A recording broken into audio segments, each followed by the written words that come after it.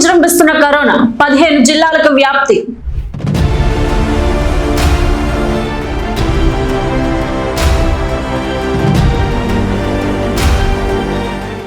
ఆంధ్రప్రదేశ్ లో కరోనా మహమ్మారి మళ్లీ కలకలం రేపుతోంది. రోజు రోజుకు కేసులు పెరుగుతుండటంతో రాష్ట్ర వ్యాప్తంగా తీవ్ర ఆందోళన వ్యక్తమవుతోంది. గడిచిన కొన్ని గంటల్లో రాష్ట్రంలో కొత్తగా మరో 9 కరోనా పాజిటివ్ కేసులు నమోదయ్యాయి. దీంతో రాష్ట్రంలో మొత్తం కరోనా కేసుల సంఖ్య ఒక్కసారిగా 59కి చేరింది. ఆందోళనకరమైన విషయం ఏమిటంటే ఈ వైరస్ ఇప్పటి వరకు రాష్ట్రంలోని 15 జిల్లాలకు విస్తరించింది.